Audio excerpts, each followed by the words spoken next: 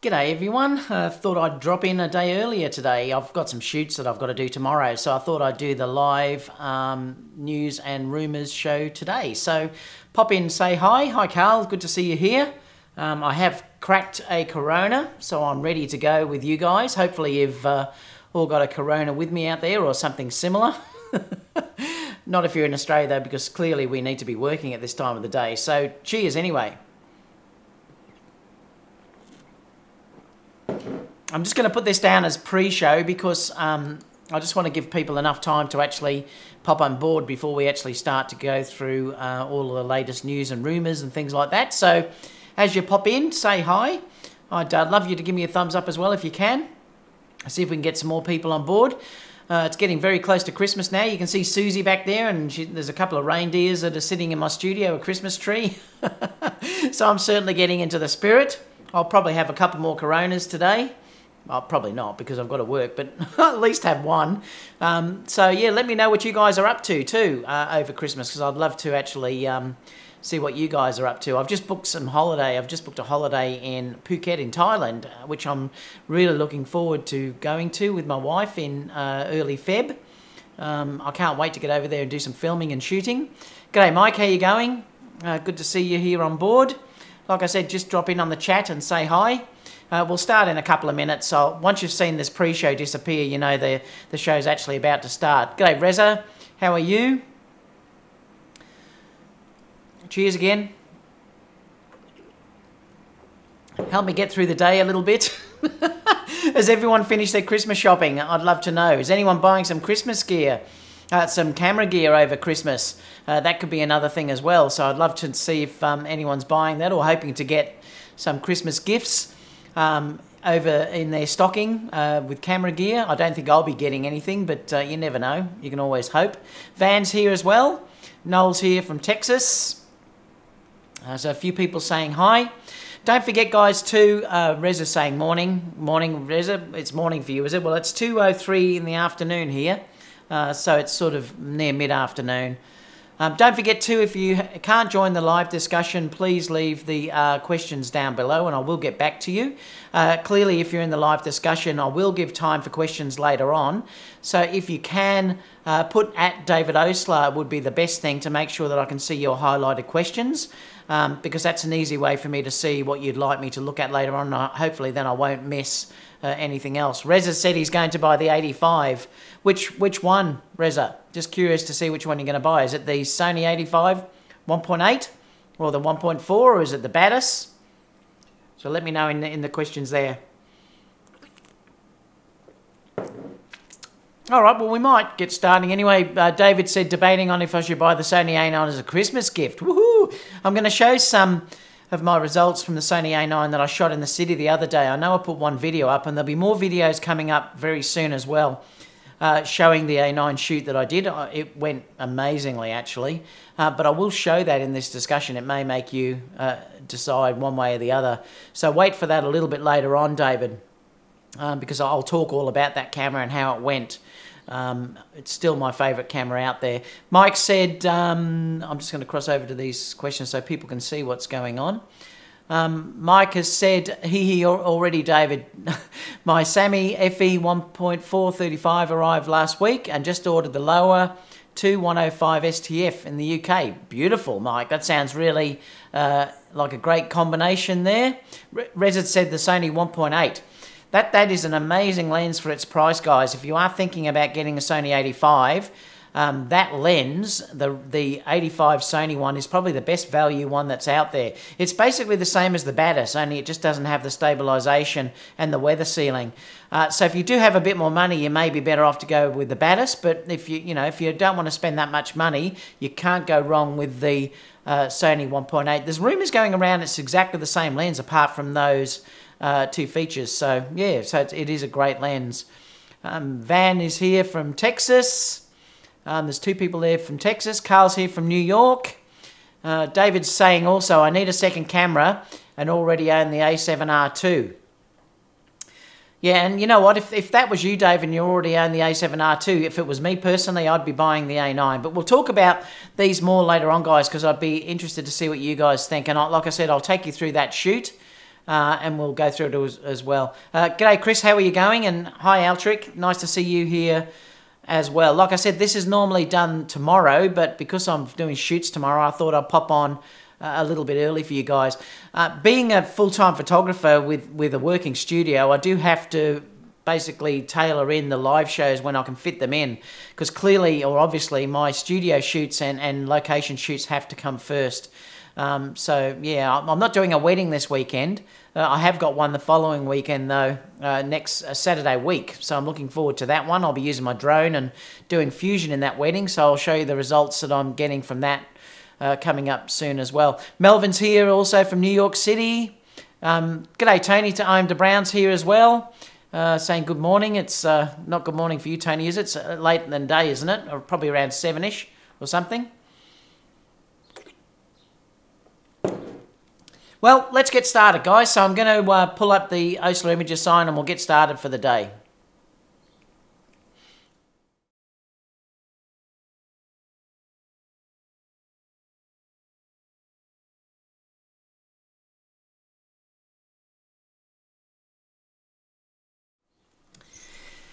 G'day everyone from the land down under. Looking forward to Christmas.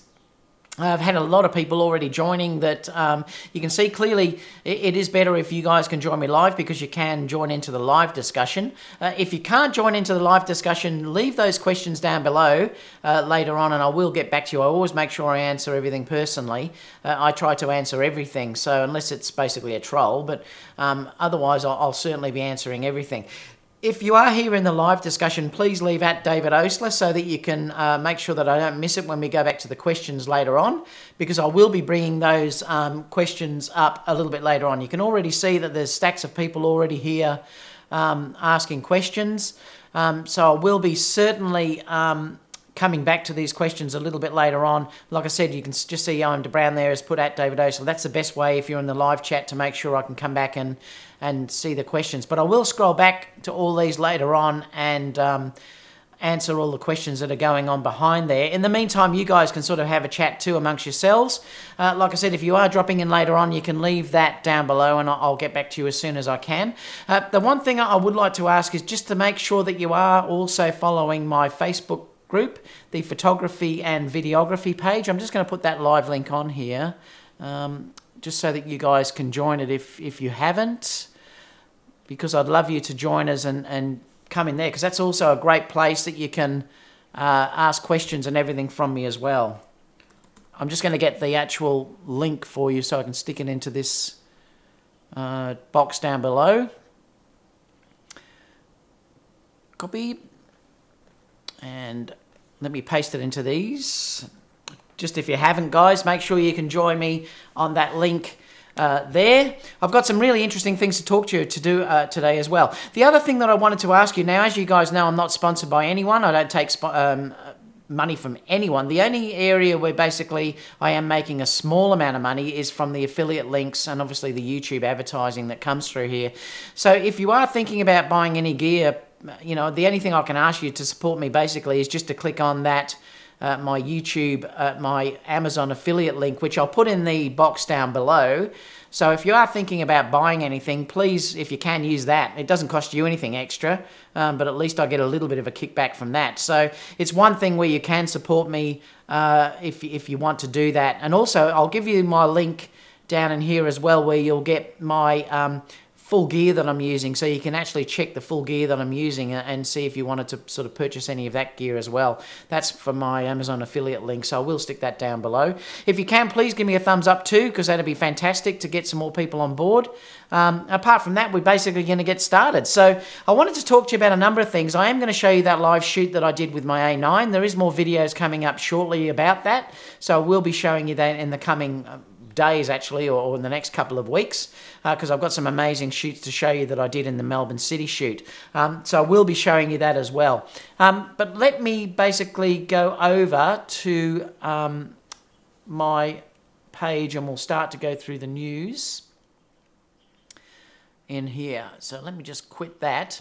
All right, so let's basically go to I wanted to start with this because I thought this is a really interesting conversation, and I'd love you to let me know in the live discussion and also in the comments down below about what you would like to have for your for the next gear that Sony will be releasing, because it's really quite interesting that it's interesting that they're putting on there a Sony A9R is what they're saying that they would like to be released next. And I mean, these are just rumors. These are just speculations, I suppose. They're saying 75 megapixels, 4K 30p, steady shot, no AA filter. Oh, thank you so much, Tony. What's he saying in here? I'm just reading what he said. Small kickback for the great conversations, personal experience, and professional content. Thanks so much, mate. Carl has also just said, have you ever met Crocodile Dundee? No, I haven't. So this is really interesting because they've put here 75 megapixels, 4K 30p, steady shot, no AA filter, 5 frames per second, tilting touchscreen, dual QXD cards. Well, that may be an interesting thing that Sony may put in this type of camera. Weatherproofing, that's hopefully full weatherproofing, thumbstick and a bigger battery. But let me know too, I'd love to know what you think would be the next camera. I can tell you the couple of cameras that I would love to have as my next camera. I'm probably not interested in an A9R. I'm quite happy with my A7R II at this stage, but if the real camera I would love to see is something like an A7S III, well, obviously that's going to come out. Whether that's going to be an A7S III or an A9S, we don't know yet, but that's the camera I think will be next in the line. Or the other thing I'd love to see is something like an A7000, something like that. And I've talked about this before. I would love Sony to give us a 4K 60p solution, and I did mention this even when I was with that one camera guy and Jason Vong the other day on his show, that I'd be happy even if that gave me just 4 minutes of 4K footage, just because that's really all I need to be shooting. Like if I'm going to be shooting slow motion of a bride walking down an aisleway or walking through a field, and I want that beautiful slow motion look, I don't need it to be shooting 4K 60p for 10 minutes, 20 minutes, or even 30 minutes.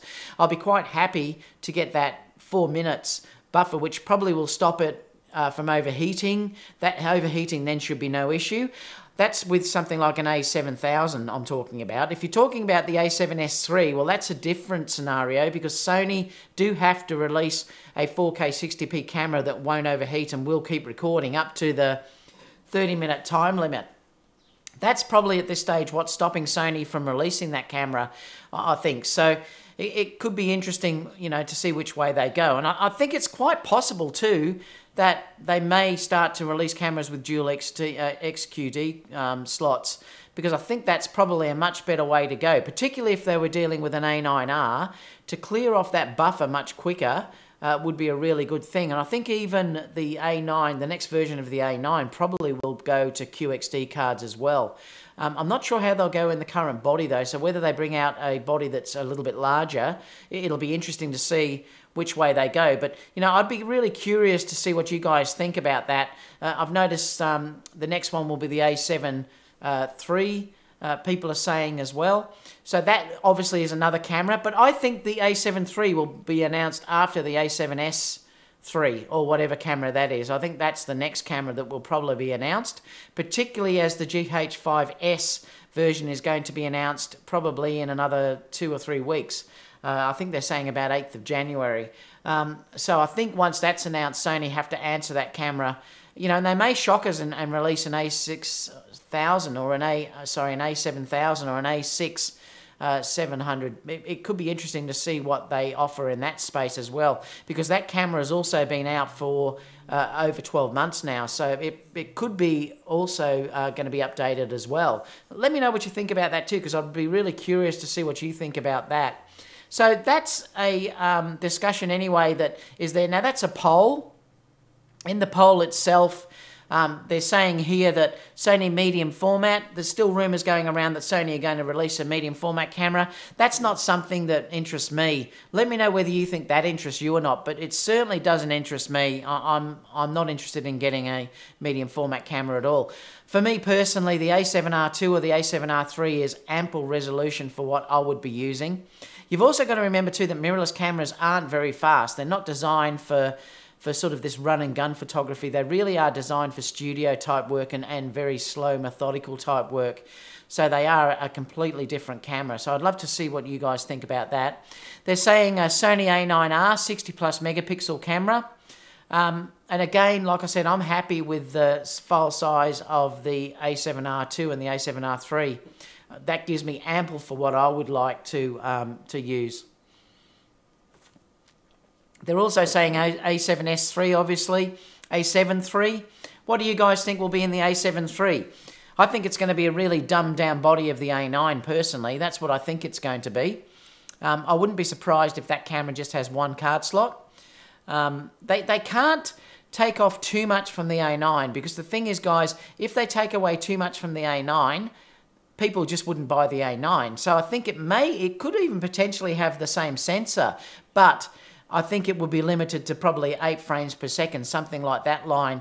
Perhaps the focusing won't be as good as what the A9 is in that they give you such, the wide 88% or 98% of the viewfinder. You may not get that with the A7 III.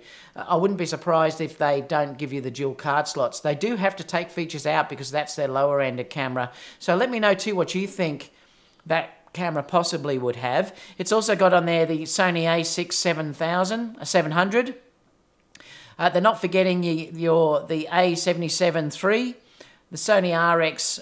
So that's another camera that will be probably updated. The RX1 R3 and the RX100 V1. So, there's a few cameras there that they're sort of listing down. So, yeah, I'm just curious to see what you guys think about that as well. So that's the first story that I wanted to discuss. And like I said too, if you're not joining us in the live discussion now, you can leave those down in the comment box down below, and we can have that discussion later on, in the comments. Now, another thing too, I wanted to actually talk to you as well was this was a test that Jim Casson has just released. He's talking about the pixel shift mode. And he's actually saying that from his tests, the results have been a big improvement against your standard shooting. He's actually saying here that not only is the moire reduced, but also the dynamic range is improved, which is not surprising given the fact that it's 4 times as many photons gives their lives up to making this 4-shot stack sensor shot, basically. So he's saying here that the stack sensor is a big improvement. I think it's going to be a big win for anyone doing product shots of fabrics. Now, he's saying the reason why he's mentioning fabrics is because he's saying that the moire is reduced, which could be a really big thing. If you're dealing with fashion and things like that, particularly, remember though, you can't have moving subjects when you're dealing with this stack sensor. This pixel shift mode, I should say. So it is only going to be for static things. But if you were doing something like a bride's veil or something like that you were showing with jewelry and things like that, this could be something that you could use because you're not going to have that moire. If you were trying to show a man's suit and you were getting moire in the man's suit or a shirt, you could also use this pixel shift mode as well. And obviously it is going to help in landscape or architecture, like I said, as long as you're not getting movement in the image. So it's an interesting article to read anyway. So he is saying that there's a big improvement if you're dealing with pixel shifters against your standard shooting. So let me know, guys, too, anyone that's got the A7R3, whether you've done tests with that as well, because I'd be curious to know how you guys have found that as well. Cheers. Another thing too, just this morning I noticed that Lightroom have put out their last update. Now this is the standalone version.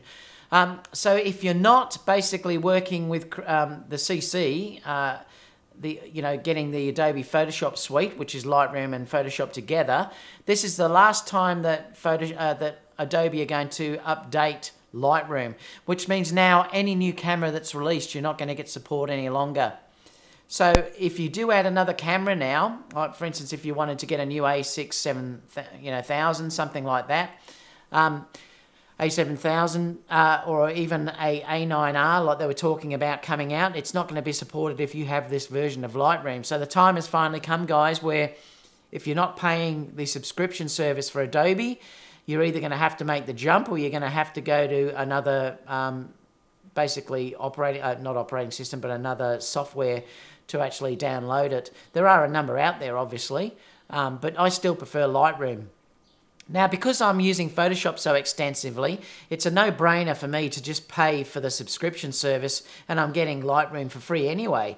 Now, I use Lightroom extensively now anyway. I always use Lightroom. I don't use anything else. I have tried Capture One, but I just don't like it. It's just something that I don't like, but that's a personal thing. A lot of you may disagree with that, and you might be quite happy with using Capture One. I mean, there's also DxO. There's all other things that you can use out there as well, but I'm going to stick with Lightroom and Photoshop. It's what I love to use at the moment. I have found that the latest version is definitely faster, and now that they've added curves and things like that to Lightroom, which gives you much more power, I actually like it a lot.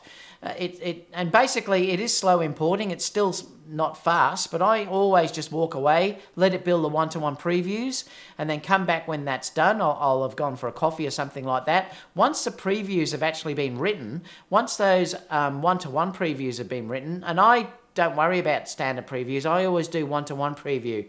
Because I find if you're working in Lightroom, once those one-to-one previews have been done, the redraw is very fast. So if you're trying to actually then work in Lightroom, it's then quick. So once those previews have been done, it's fine. And I've found the latest version is definitely quicker than the older versions. But, you know, like I said, just be mindful that you are going to have an issue if you don't now update, because clearly it's now a lot.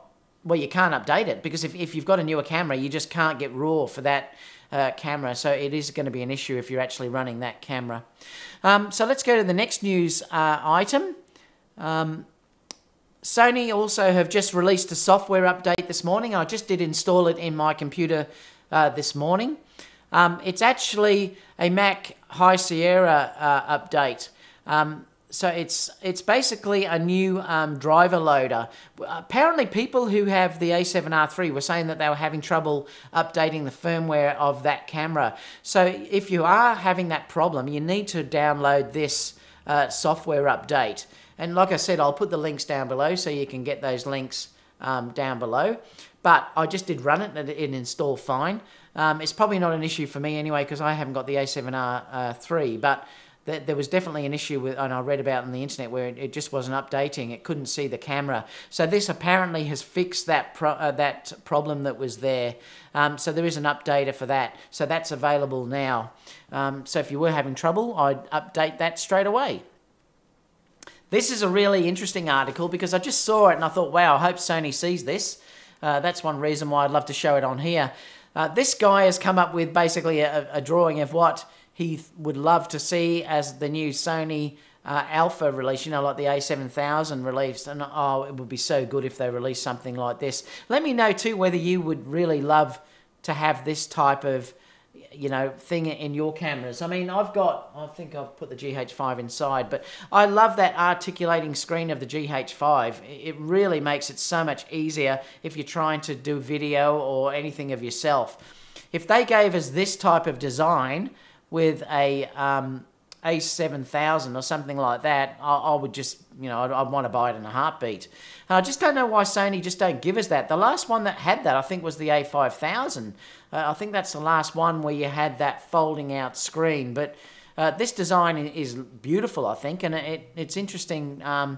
What they've said is saying, please, no, Sony, give us a display similar to the XT2. These are interesting discussions that people are talking about on here.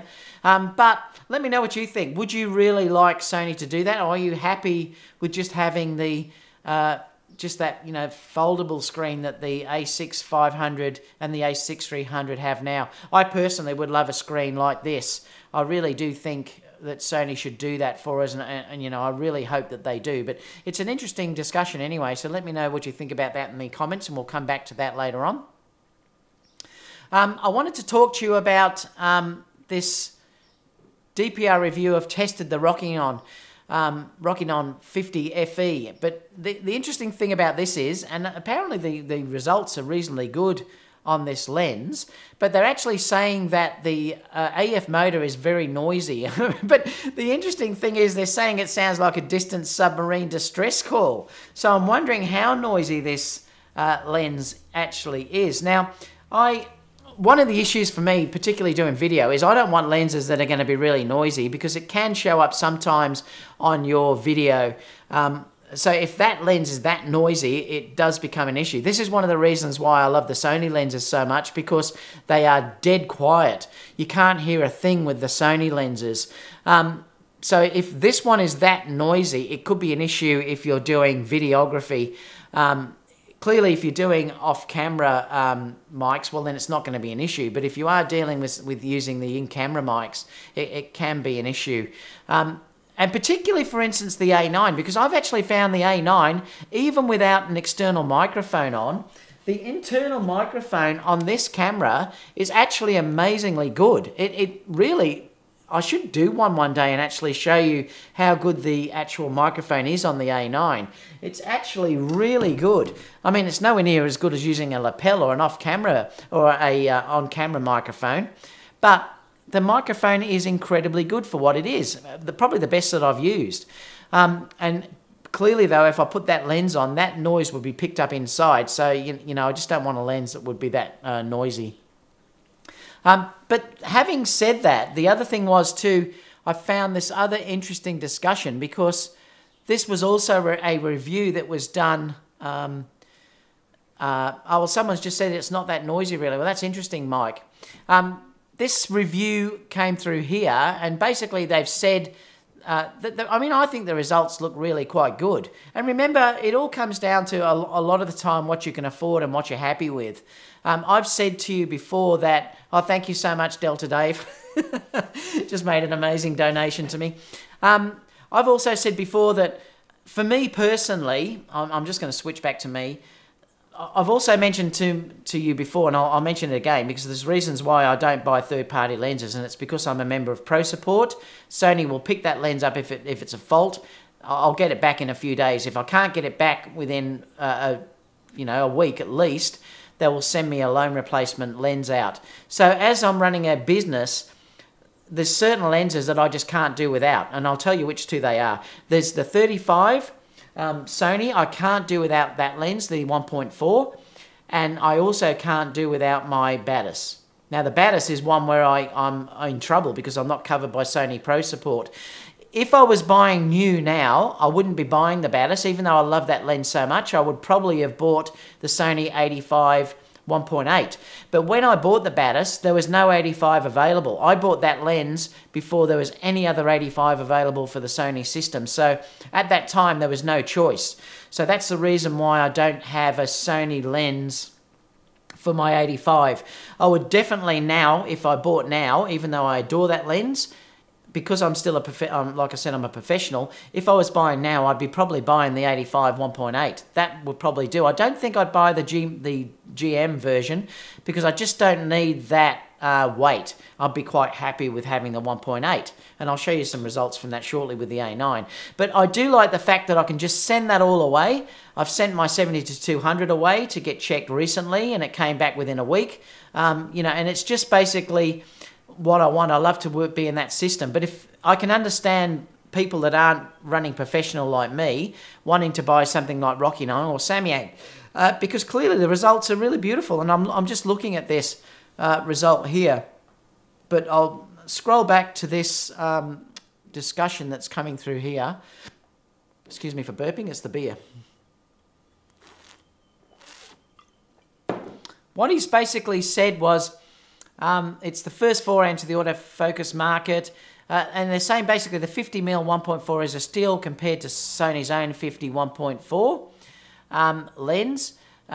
Is it worth the savings? In short, it's enough to say that this lens is no gem in a bargain's disguise, but it's not a bad piece of glass either. So what he's saying is it's not fantastic, but it's not a bad piece of glass either. So I think what he's saying is it's clearly not as good as what the Sony glass is. And if you're reading further on down, it says the weight particularly is very heavy on that lens. And it said it left him feeling like he wanted to go back to the Sony 55 1.8 instead. And I've honestly found that lens is one of my favourite lenses, actually. I adore that 55 1.8. It is so incredibly light. The autofocus is the fastest autofocus of any Sony lens that I've ever had. It's by far the fastest Sony lens I've got. And also, it's really sharp. Like, it's amazingly sharp, and it's incredibly light and small. That's one of the reasons why I really like that lens for me personally. But again, it's quite expensive, so I can certainly understand people wanting to go for the Rokinon or the Samyang 1.5, and they're saying it's $500. So it's a bargain if you're dealing with, compared to the Sony, which is $1,400. So I suppose things just come down to cost for a lot of people. Like I said, if you're running a business, then cost is not so relevant as much. It's still relevant, but it's not so relevant than if you're not running a business full time, where you can write things off with tax and things like that. So for me personally, I would definitely prefer to stay in the Sony system, because I have that Sony Pro support. I know for certain that it's going to be dead silent. I know for certain that the AF is going to be amazing, or as good as it can get.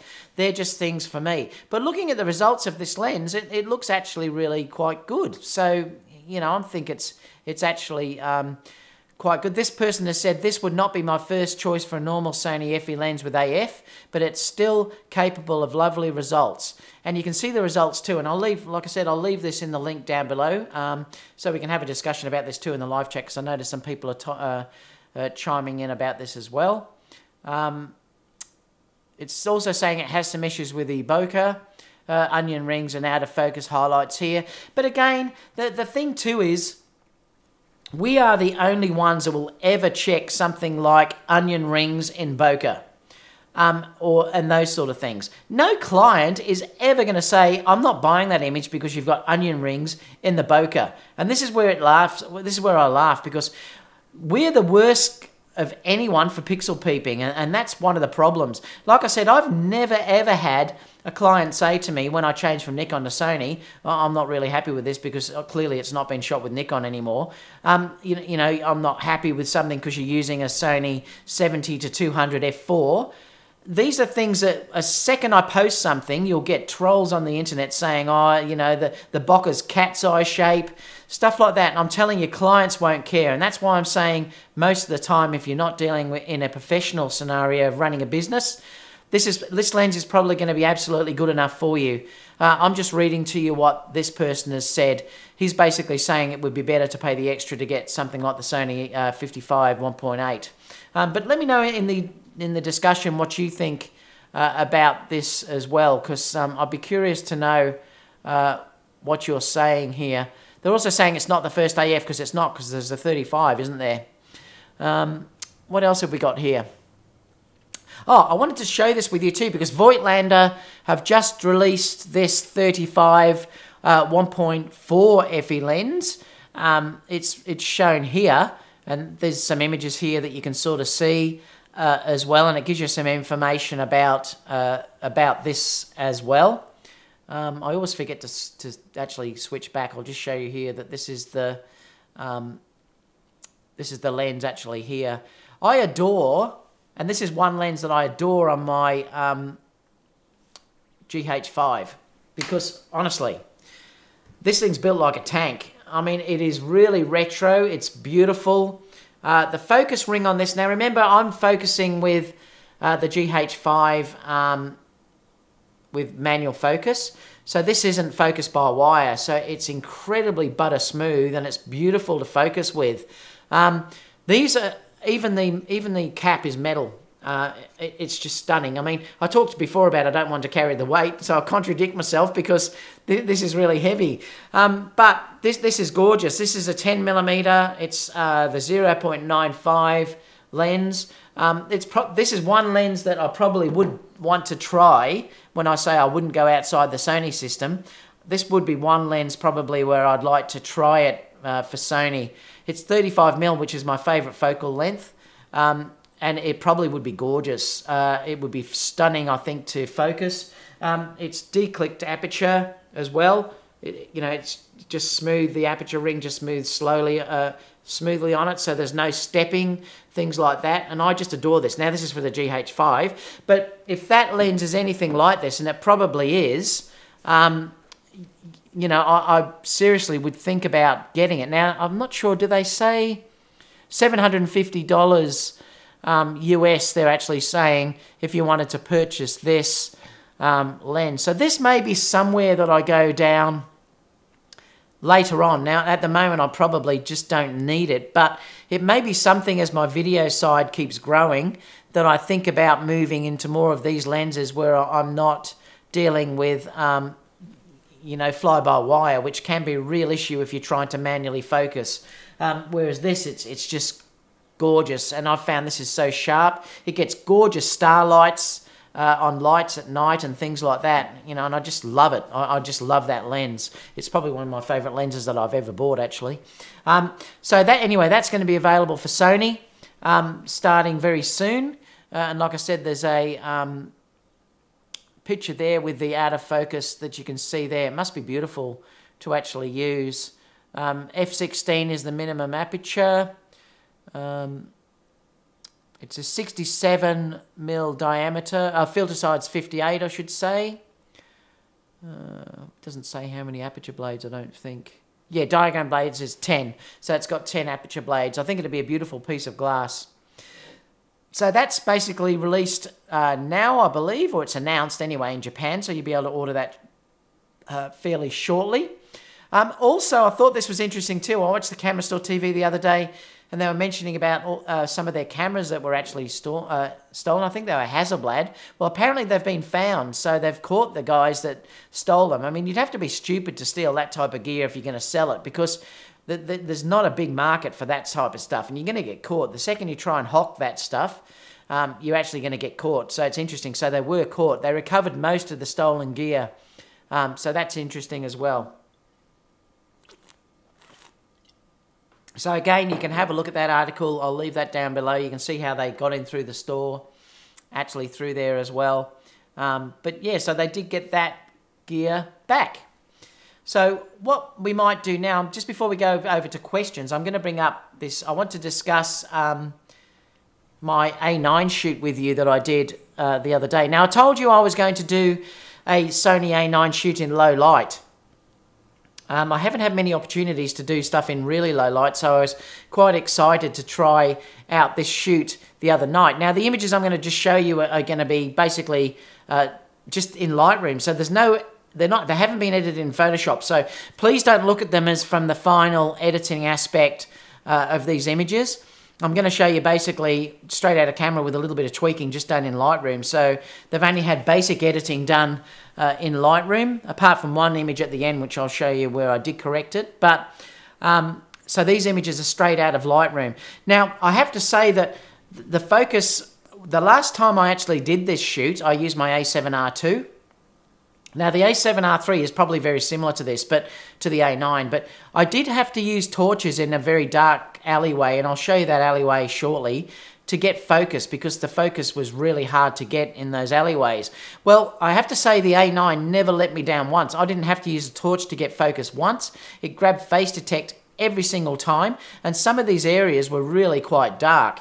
I mean, really quite dark. Like I said, you're going to see a little bit of lightning, because remember, I always expose for the highlights and then bring it back, and you'll see some of these images later on were really incredibly dark, and the focus nailed it every time. And honestly, I was just astounded how well this focused in these challenging conditions. I also used it on automatic white balance, and I'll show you the results of that. I'm actually quite happy, considering that the lighting was very challenged in this scenario, because there was so much lighting going on. And I also used it in areas where there was a lot of incandescent light going around, because I wanted to try the silent, obviously the electronic shutter. The other images are all with mechanical shutter, because I had to use flash, but half of them as well I didn't, and I'll show you those images, and honestly there's no banding or anything. It's just, that camera just keeps astounding me at how good it is. So we'll switch over anyway, and I'll show you some of these images. So these images were done, like I said, at night time. Basically, they were shot in some laneways in Melbourne. Melbourne is very, well, it's world famous for its laneways. It really is gorgeous. It's like Paris. They often call Melbourne Paris of the South, because it has a very similar night culture to what Paris has. I've travelled to Paris a few times. And Melbourne's alleyways are very similar to what Paris looks like. It has that same feel about it, that everyone eats outside in the streets. There are always little alleyways with food stalls and things like that that come through all the time. And I love shooting around these little alleyways. They're always lit beautifully. And that sort of thing happens. So what I did for here, I'm just going to open up, I think so I can show you the diagram of basically how these were actually shot. Now, these ones were shot with the A9. Now, it was 1/160th of a second, and I used the A9 with the Zeiss Batis 85. And I clearly stood Alina here because I wanted to get a little bit of backlight behind her hair. If you look basically at the image itself, I wanted to get this sort of light coming around the back through here, this nice rim lighting that sort of separates her away from that background. These have had no noise reductions or anything done yet. So you're basically seeing them, like I said, apart from just the exposure a little bit. So basically I wanted to put her in a position like that. And now the off-camera flash was basically just outside here. I was using the Pro Photo, obviously, on a light stand, and it was, you know, just above her head. I always like to shoot above her head to light her up in that sort of area. It had a grid as well on it, because remember, I never want to get that spill that comes onto the floor, because the second you do that, it immediately has that flash look. That's what I wanted to eliminate in this scenario, because I didn't want to make it look like flash really is used. And that's the secret often to getting these images to look like they're really nice, you know. And that's the thing. The second, if I'd had spill coming through here, immediately you would have said, yes, this has been lit by flash work. A lot of people who have commented on one of the images I've already put up have asked if it was continuous light or flashlight or what I'd used, and it's hard to tell because basically that light is in a softbox. The softbox basically just looks like that, and it has a diffuser, it has a panel inside a grid that stops the light from spilling out. If that grid wasn't there, basically with the grid on it, it just comes through like that, very tight light. If that grid wasn't there, it would basically come really wide. So, you know, it's interesting to look at that. So that's how this was actually done. And you can see that Eleni there is probably lit nice. Now, I think she's lit well, because you can't really tell that she's been lit from the front. And again, when these are edited, I'll probably lighten her off a little bit, add a little bit of contrast and sharpening. These have had no sharpening done yet at this stage. So basically you're looking at them as they are. If we look at the next image, now the interesting thing too is, just don't forget that I exposed for this first. I exposed for all of that background first. That's where I got that exposure here of 1/60th of a second at f1.8 and ISO 1000. Because I wanted to make sure that I got the correct ambient exposure. Remember, there's no point showing nice city scenes if you're not showing a decent amount of background. So here what I'm doing is I just like to show this background so that you can see the environment that they're in. Then you add the fill flash to add to that. Now you'll see this in a video, because I filmed this, and you'll actually see this in an upcoming video that will be on YouTube fairly soon. So that's the first image. The second image that I'll show you was this one. So I then go tight. Now because I'm shooting manual in the flash exposure, nothing changes. So I can move backwards, I can move forwards, I can move wherever I like, and the lighting's not going to change. You can still see that she's got that lovely rim lighting subtly around her hair that gives her that separation. And again, she's lit lovely from the front. And you know, these will be stunning once they're edited. Once these images are all edited, I think that they're going to be really quite beautiful. Again, this was another one that I've put down here that I wanted to actually do. Again, this was one where I'm lying on the floor. And again, you'll see this. Often I like to get down really low to add a different perspective, particularly with models, when you're dealing with models. They're really nice if you're dealing down very low and you're shooting up like that to show a different look in the environment. Some people might say that the lights there are distracting, but you know what I'm trying to show? This was a Christmas shoot. These girls are building their portfolio. They did pay for these for this session. These girls wanted a portfolio shot, and I just love the way that this is showing all these lights in the environment. And there's other images where I showed it fairly tight cropping and I cropped in just there, and they look stunning. I'm just not showing it at this stage. Again, I'll move them forward. Like I said, once the lights are set, this is Olivia. Once the lights are set, I then don't have to change anything. So I can then ask them to move, turn around. I can shoot them around with them looking back. And you can see again now, I'm always conscious of getting this rim lighting that's in the hair. If you didn't do that, particularly with Olivia, girls that have darker hair, she could potentially be lost in that background. So just be mindful of getting that rim lighting that separates her from the background. If there was no lighting there available, I would have had a second flash that would have been put over here. I didn't need that because she was lit from the natural light from those areas. Now, I just asked the model to move forward or back until I see that they get that nice rim light in their hair, and that's the main thing you've got to watch. So remember, guys, the main thing I'm telling you, when you're learning about this sort of stuff, be conscious, really concentrate, slow down. And this is what I always tell people I'm mentoring: slow down in your environment. Remember, you don't have to work fast. Slow down, take your time, look at what the image is giving you with your eyes first, and make sure that you're happy with that, and then move on. You know, and I really, like I said, these aren't edited yet. This was an edited image, so I did actually edit this image. Again, she's had a little bit of sharpening done and contrast added and things like that. And you'll see that if you go onto my Facebook site that I said before, with all the settings and everything that I've done on that image as well. These are just gorgeous, and I really love adding people in too, even though these people are half cut out. I left them in because I actually like that, because I'm showing this sort of environmental street type fashion portraiture type work here. I quite like leaving people and cars in. Another area too was this one where we moved just over to some graffiti that we just found. We were just walking. Again, this hasn't had white balance corrected yet or anything, so this will be worked on later on. And this didn't have flash work or anything. There was actually a light that was above their head up here that was shining down, illuminating this whole wall. And I got the girls to work basically with that lighting, so I'm going to have a play around with that as well.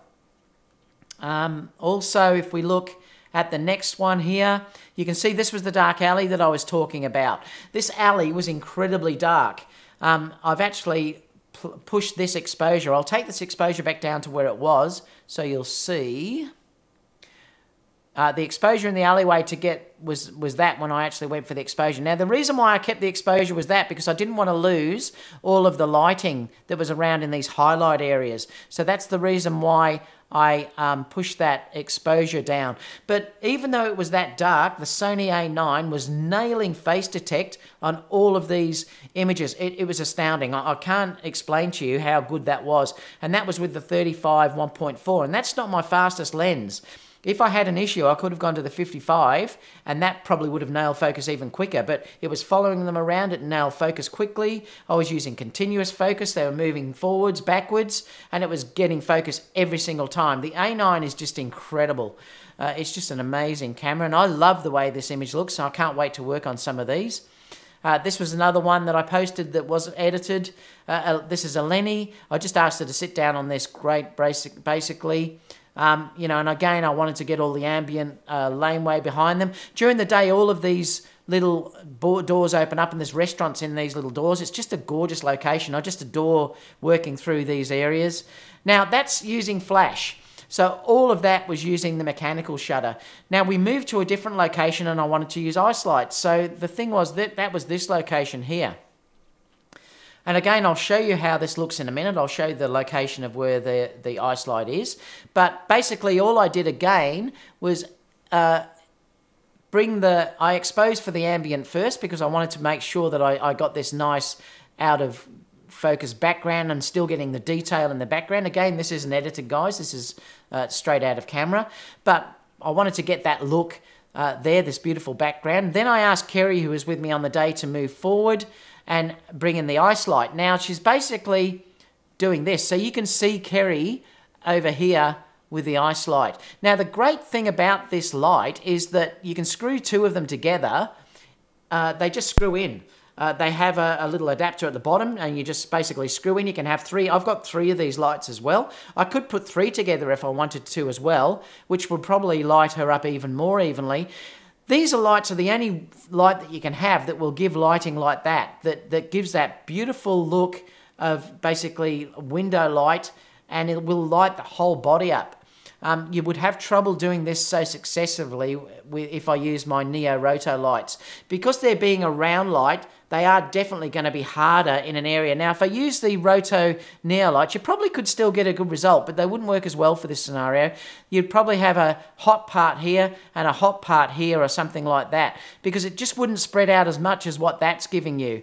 I hope that makes sense in what I'm saying there, that why the ice lights are so good in that scenario. There is barn doors that I can put on that could control the light completely, but I didn't need to use the barn doors for these ice lights because I was happy with the spill that they were actually giving. So you can see there that that's lighting up, and that's the result that I'm actually getting just from lighting up Cheyenne with the two ice lights with Kerry moving in.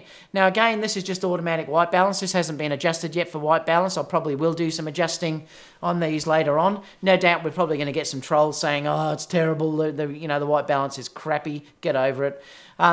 Once these are edited, they'll be stunning. And this was the worst case scenario with dealing with incandescent lights. Were all different colors. This is using electronic shutter, no banding, nothing, and it worked fantastic. And this is why I'm saying the A9 is the best camera I've ever used in my life.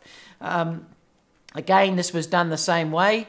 It's just stunning, and I'll show you some more ones in a minute that were even more challenging.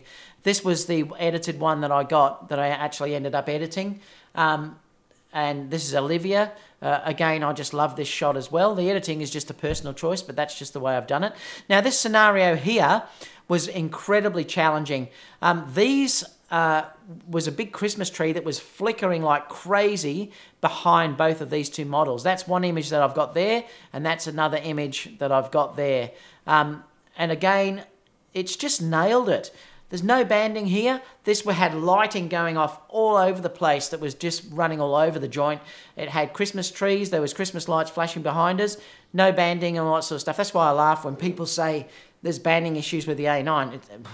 There just isn't. It's a stunning camera. For what it is, like I said, this is the best type of camera I've ever used in my life, and I can't have any more glowing reports than what it was. This was incredibly backlit. I've dropped the exposure down here, actually, and it just nailed the focus. It nailed the focus on the eyes in all of them. This was also incredibly backlit, and it nailed the focus as well on Olivia as well. Like, it's just changed the way I work. I can't explain how much it's actually improved the way that I shoot. Sometimes they say technology doesn't help you, but in this situation, it certainly has. So what we're going to do now, guys, we're going to go to questions. I'm going to open it up to questions. So please, if you have any questions, ask those now, because I'm going to scroll back and we'll go through them. Most people early on are just saying hi.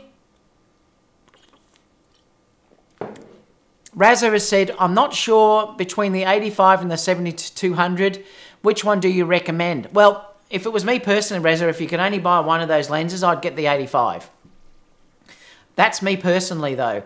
You have to make a decision on whether you need something that's longer than that. I also have the 70-200 as well. I'll always take that lens with me, but I very rarely use it. I'll only use it if I need compression. And you can see all those shots that I was showing you in that shoot that I showed you a minute ago.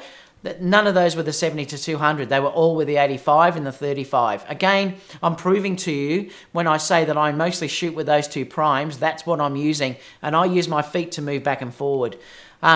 It's just the way I like to shoot, but that's a personal preference for me.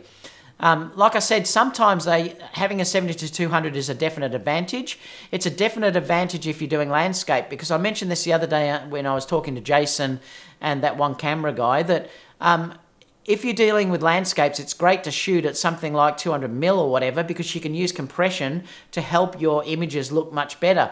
If you're shooting mountains and things like that, if you shoot too wide, you get no scale. There's no aspect of showing how big something is, because you lose that aspect of it with anything that you shoot wide. The second you go to a long exposure, a long lens, you bring that compression in and it shows you scale. Also, for instance, if you were shooting a wedding, my second shooter nearly always has a 70-200 because they're roaming around the place. Oh, thank you so much, Michael. I really appreciate that. my second shooter is always shooting with a 70-200 because they're always shooting around the ceremony and stuff like that, getting shots from wide out and being able to zoom in and out. So I've still got the 70-200, but if I could only buy one, I'd buy the 85. But that's me and the way that I shoot. What else have we got? Most people are still just saying hi. We were discussing next cameras, and some people are saying the A7 III. I think that's meant to be. Delta Dave said, I think QXDs will be implemented in the A-mount cameras first. You could be right, Dave, because there's definitely more room in those cameras too. So you may be right, and that could be a camera that they'll bring those that system in. I do think, I wouldn't be surprised if the A7S III has those in. I wouldn't be surprised with that, but we'll have to wait and see whether they change the body size. I'm not sure how they're going to fit in the A7 or the A9 because I just don't know if there's going to be enough room to put them in there, because looking at it, it's fairly tight already. But we'll see.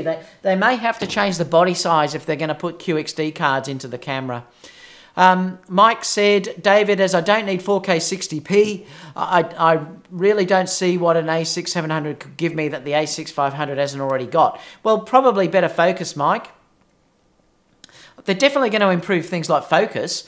I mean, the A6 500 is actually really good, but it still could be improved. Tracking could be improved, things like that. And again, you know what? Any camera that you've bought is ample for what most photographers could use them for. And unless you're like me, I've now started shooting 4K 60p and I don't want to lose it. But you're right. Look, there's nothing wrong with the A6 500, but you might be surprised with what they can come out with. David said, I think if people think Sony is expensive now, then going medium format will be out of the price range. That's right. It will be expensive.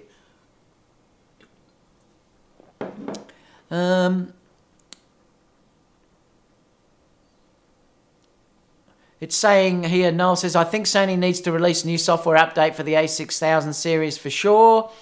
I'm not sure if they're going to release firmware for those cameras now. I think they're going to force you to buy new ones, but yeah.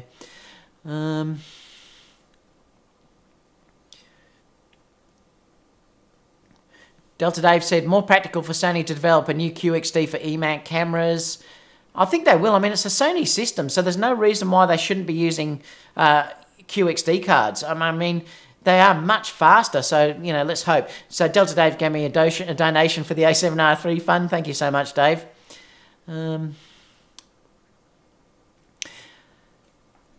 Jess said, sorry, but I was going to be here at tonight, Denmark, when I got checked at the computer and then we're on, but unfortunately had to go and pee. Got to go to bed again and instead see your show tomorrow. No worries. Like I said, most Europeans are watching. I will do some live ones soon, though, guys, for you Europeans. I'll promise. Samyang 135 f1.4 is really good. Rivals the Sony lens.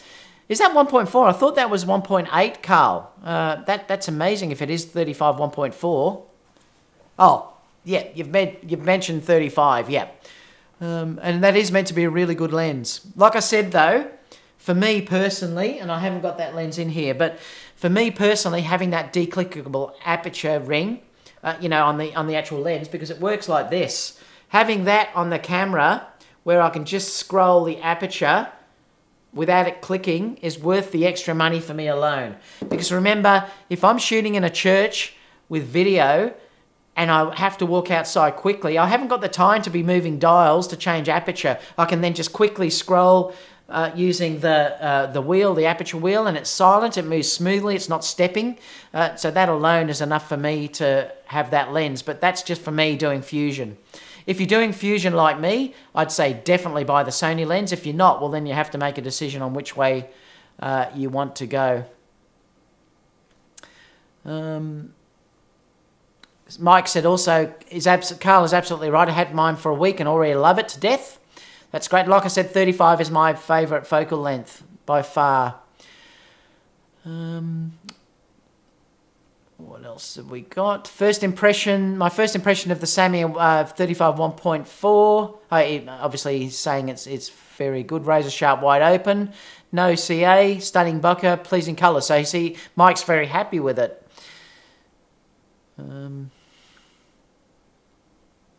And he's saying it's silent too, which is interesting because Mike's saying it's silent as compared to what that reviewer said. So perhaps that reviewer had a bad lens. Could be interesting.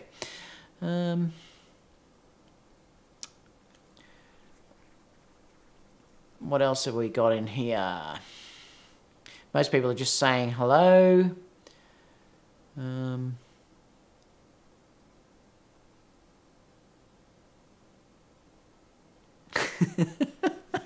I'm just laughing at Michael because Michael said, man, that's terrible that you use auto white balance.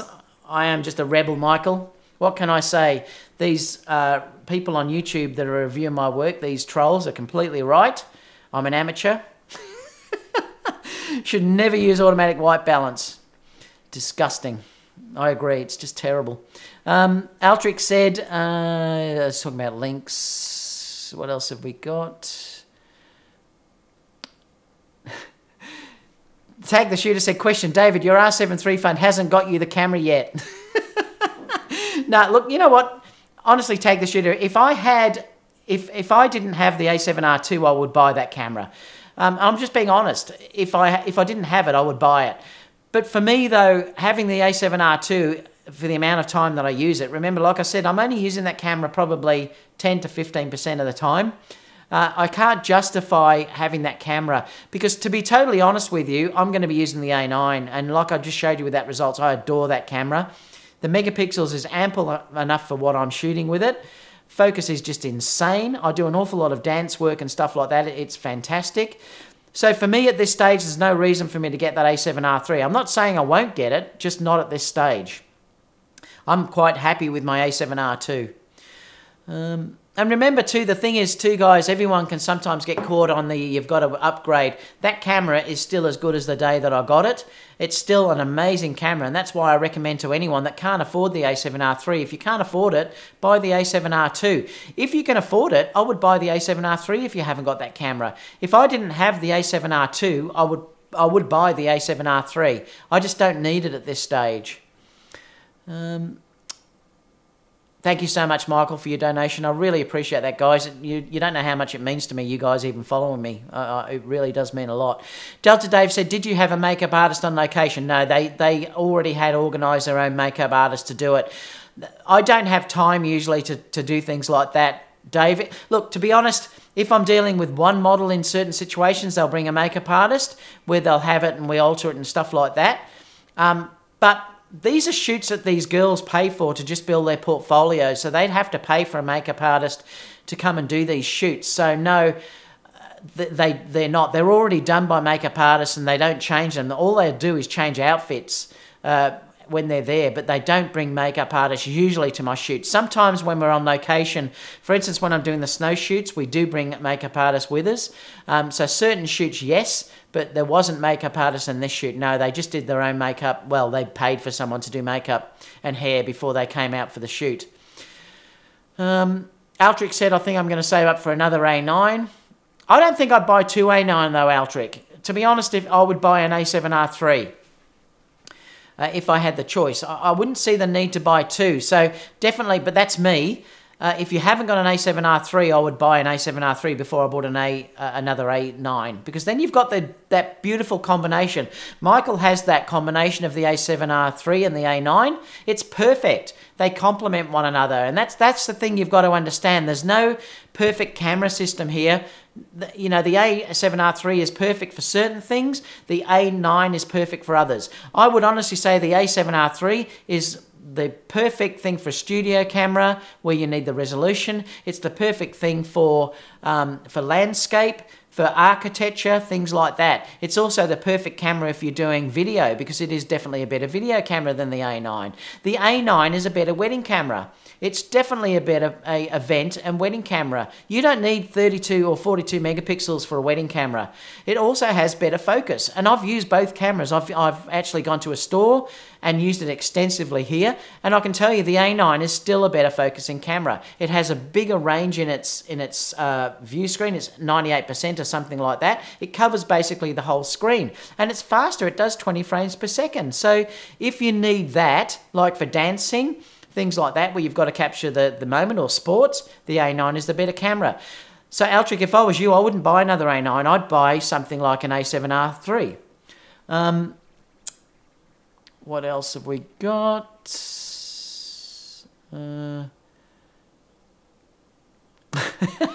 Take the Shooter says, I need to do a live so I can get money from Michael. I know, Michael is amazing. They all support me. Michael, Dave, and Tony all support me always. What else have we got? Lake, they're talking about football, I think. I think the A6700 will kick me into the Sony gear. I know it's probably going to be amazing what they probably will offer that. Michael said the 400mm 2.8, 12.9. I think it will be. I've made a call. I reckon that'll be $13,000, Michael. So you're pretty close, $1 off. But I do think that lens is going to be $13,000 at least. Timothy said, that'll be an awesome camera for sure. I'm shopping for a B camera for my A7R3. Would anyone suggest the A6300 still as a cheap backup? No, I'd get the A6300, Timothy. I wouldn't get the A6000. I'd definitely get the A6300. It has much better video than what the A6000 is. That's just me personally, though. I wouldn't buy the A6000. I'd get the A6300. And you can find that pretty cheap around the traps now as well. Timothy also said you should grab the 24-105 f4. You would love it. And I reckon I would. I think I would too. I think that is a fantastic focal length. That would be a great camera and also be great for video as well. I mean, you all know that I love the 18-105 on the A6500. That's a fantastic lens as well. These all-in-one lenses are great, and I've heard that is a very sharp lens. I Am De Brown said, the Take the Shooter Photography had a good video where he talked about low-light camera operation with the A9 and the A7R3, mainly with the A9 manual knobs. Yeah, that's interesting, you know. And I've found, and it is one of the main things. Just let me switch over to, I'm just going to clear that question thing. Just let me switch over here for a second. I can't state how much, which way is it? That way. Hang on. I can't state how much I love this dialog box here. It is incredible. Being able to change your actual, like going from AFS to AFC to DMF to manual focus, and also being able to change your, high-speed shooting to low speed to bracketing, timer, everything all on here. I hate now going back to my A7R2 and going through menus to try and use it. That is in itself worth the money for me. And honestly, once you start using that, I'm always fumbling when I go back to the other cameras because I'm so used to now just changing it on the top. And sometimes it does confuse me when I'm doing weddings and I grab the A7R2. I really would have been good if they put that on the A7R3 as well, but they had to make that the flagship, the A9, so they've kept it off. But it is a seriously great feature to have that on board, right on top of the camera. You're right there, Tony. That is a really good thing, and I keep forgetting about that, actually. What else have we got? Timothy said, and the 12-105 G OSS is wickedly quiet. Yeah, I've heard that it's very quiet. I'll have to rent that one time and get it. Timothy's also said the best zoom lens I've used, to be honest. And I did mention the other day when I was on guesting on the other YouTube channel that I wouldn't buy the 24-70 now. I would no way buy that lens. If I had the choice, I'd buy the 24-105.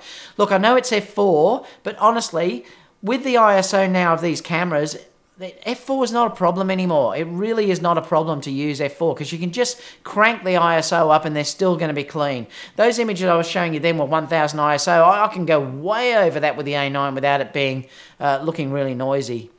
I mean, there is noise. Let me just scroll back to here because there is noise in this. I mean, let me go back to here. This is, remember, though this hasn't had anything done to this yet, there's no noise reduction or anything done. And I actually love that pattern of noise that's coming out of it. I can crank that up easily and still have that usable way, way over what I'm using there. I'm often shooting 3200, 6400 ISO and still getting good results with a little bit of noise reduction in Lightroom. You know, it works amazingly well. So don't be afraid of using f4 lenses, guys, because you really don't need to be. And that's why I'm saying I wouldn't be buying the 24-70 anymore. I would be buying the 24-105 if that was me. What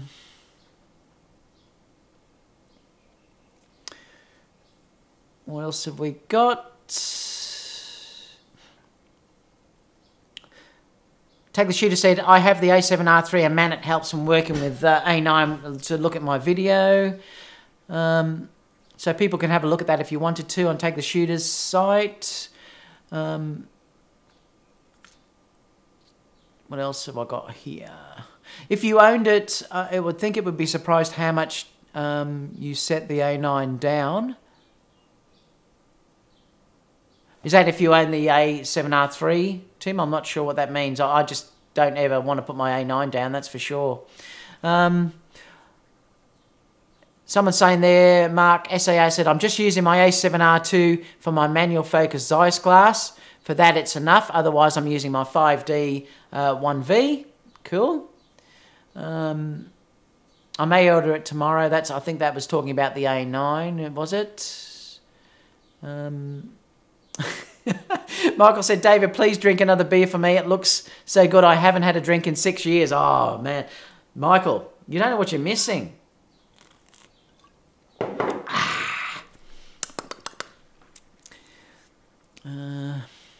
Take the Shooter said, yeah, I love my A9 and A7R III combo. A9 and A7 III was all I had, was what I had now. I think that's what he's saying. Yeah, it's a great combo. A7R III and the A9 is the ultimate combo that you can get. If you can get that combo, it's perfect. So Mikkel said, should I go straight for an A6500 or wait just around the corner for the A6700? It's a hard call, Mikkel. You know what? Why wait? You don't know when that's going to be released. You could wait, though, basically to, I think, when is it the most, I think they're talking about a lot of cameras are going to be released. There's a big show on in January. I can't remember what it is. That's where they're saying the GH5S will be announced. So you may want to wait for that if you wanted to. But remember, you're not going to lose out. If you bought the A6500 now and there's a new camera released, the A6500 is still going to be amazing as the day you bought it. The A6500 is still an incredible camera for the amount of money that you pay for it. So if you do need it, I'll buy it. If you don't really need it, I'd wait a little bit. But it is the best gimbal camera out there, I agree. Aldrich said, I love using DMF mode. And DMF mode is a really good mode on the Sony cameras. Take the Shooter said, I don't like the dials at events in the dark. I'd rather use the A7R III, because I can see the dials. Oh, no, I love the dials. But see, that's just a personal thing, Take the Shooter. I adore the dials on the A9. I just love it. He says he thinks that the 24-70 and the 16-35 is no noise at 2.8 in nightclubs. Go check out my video, David. Yeah, it's just for me personally. I'll shoot often at f4 and I'm quite happy with it, Take the Shooter. But you know what? And the thing I'm saying here though too is, if it becomes low light, I'm sticking primes on. So it's not an issue for me. I'll stick the 35 1.4 on and basically work with that. So it's not really an issue. So like, it's just a personal thing. I wouldn't buy the 24-70, but that's a personal thing with the way I shoot. Everyone's different, so it's just me. I'd buy that other lens first, the 105, but that's me personally. I'd just crank the ISO up.